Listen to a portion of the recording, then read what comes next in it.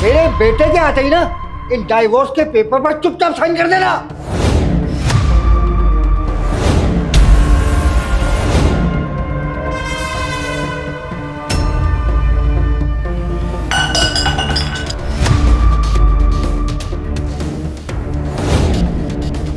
आयुष, आपको मेरी बातों पर यकीन नहीं था ना? आज ना आप सारी सच्चाई खुद देख लेना। अबे नशे में है क्या? गिलास क्यों गिरा दिया? मालिक, वो सफाई कर रहा था ना तो गलती से गिलास गिर गया। हाँ ठीक है, चल जा अपना काम कर। डॉक्टर साहब, आपको पता है ना क्या करना है? आपको मेरे पापा की सच्चाई सामने लानी है। तो बहू, मैंने तुझे जो बोला समझ गई ना?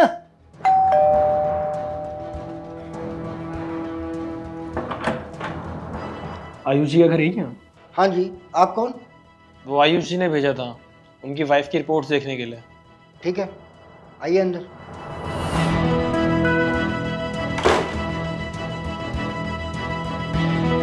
अंकल जी, बहुत खुशी की बात है, आपके बहू के पैर बहुत जल्दी ठीक हो सकते हैं।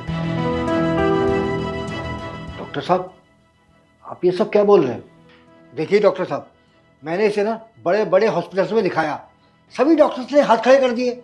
वो सब कहते हैं कि ये कभी ठीक नहीं हो सकती, और आप कह रहे हैं कि अपने पैर पर चलने लगेगी। ऐसा कौन सा जादू कर देंगे आप? देखिए सर, हमारा हॉस्पिटल बहुत बड़ा है और हमारे पास बहुत नई टेक्नोलॉजी की मशीन्स हैं जिनसे इनके पैर बहुत जल्दी ठीक हो सकते हैं। अच्छा, तो इसकी क्या कोई गारंटी है कि मेरी बहू पूरी तरह से ठीक हो जाएगी? बड़े मालिक, हाँ बोल। एक बार इधर आना, कुछ बात करनी है। क्या बात है, बोल। देखिए बड़े मालिक, मैं ना बहुत अच्छे से जानता हूँ कि आप मेम साहब को बिल्कुल भी पसंद नहीं करते हैं, और वैसे भी आप इतने टाइम से इलाज करा रहे हैं उनका, पर वो बिल्कुल भी ठीक नहीं हो रही है, और तो और छोटे मालिक का बस पैसा बर्बाद हो रहा है। बड़े मालिक, मैं तो कह रहा हूँ ना, इन डॉक्टर को अपनी साइड कर लो और इनसे बोलो कि मेम साहब को कोई ऐसी दवाई दे दे जिनसे उनका एक बार में खेल ही ख़त्म हो जाए और किसी को पता भी ना चले कि मौत का कारण क्या है। हाँ रामू, तू बिल्कुल सही कह रहा है। वैसे मैं ना अपनी बहू से बहुत परेशान हूँ, ये दुबर हो गई है जब से ही घर में आई है। अगर डॉक्टर ने इसका काम तमाम कर दिया ना तो अपने बेटे की दूसरी शादी करा दूंगा धूमधाम से। बहुत बढ़िया आइडिया दिया तूने। डॉक्टर साहब, मुझे आपसे अकेले में बात करनी थी। चलिए।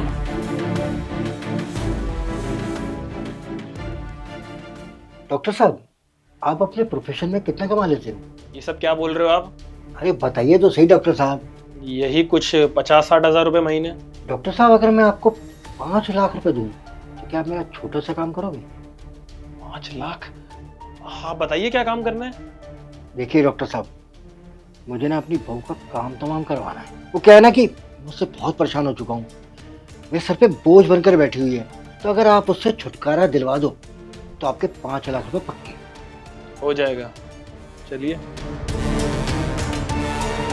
तो ठीक है डॉक्टर साहब, कर दीजिए इसका काम तमाम। पापा जी, मैं आपसे कह रही हूँ, मैं आयुष से डाइवोर्स ले लूंगी। प्लीज आप मेरी जान बख्श दो, ये सब मत करो प्लीज पापा जी। चुप कर, बहुत सहन कर चुका तुझे मैं, अब नहीं सहन कर सकता। मेडिसिन तो मैं ले आऊँगा, पर मुझे एक बात बताओ, आप इन्हें मारना क्यों चाहते हो?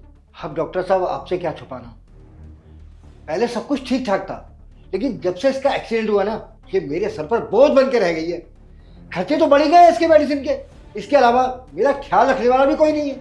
और तो और डॉक्टर साहब, समाज में लोग ताने देते हैं कि बहू अपाहिज है। अरे इससे अच्छा है इससे छुटकारा पाओ और अपने बेटे की दूसरी शादी करा दो। अरे डॉक्टर साहब, मैंने तो अपने बेटे को कई बार समझाया, इससे तलाक ले, छुटकारा ले और दूसरी जगह शादी कर ले, लेकिन पता नहीं इसने क्या जादू कर रखा है, मेरी कोई बात सुनता ही नहीं हो। तो डॉक्टर साहब, अब फालतू की बातों को छोड़ो, आप जल्दी से ना मेडिसिन मंगवाओ। अच्छा, तो ये बात है। हाँ, बात तो यही है। भाई सुन लिया ना आपने? हाँ भाई, सब सुन लिया।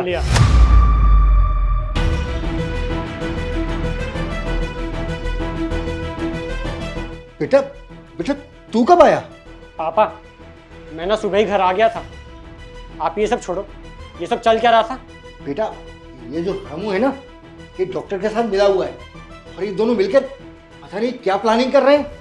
कौन सी दवाई खिलाना चाहते हैं बहू को, ताकि और ज्यादा बीमार होकर बहू ना हॉस्पिटल में एडमिट हो जाए, जिससे एक डॉक्टर मोटा रुपया छाप सके।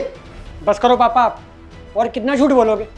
जो भी यहाँ पे चल रहा था ना, वो सब कुछ मैं अंदर खड़े होकर सुन चुका हूँ। और हाँ पापा, इससे पहले आप कोई और बहाना बनाओ, मैं आपको साफ साफ बता दूँ कि ये डॉक्टर और नौकर मेरे साथ मिले हुए हैं। मैंने ही इन्हें बोला था ये सब करने को। आपकी इतनी घटिया सोच होगी ना पापा, मैंने कभी सोचा भी नहीं था।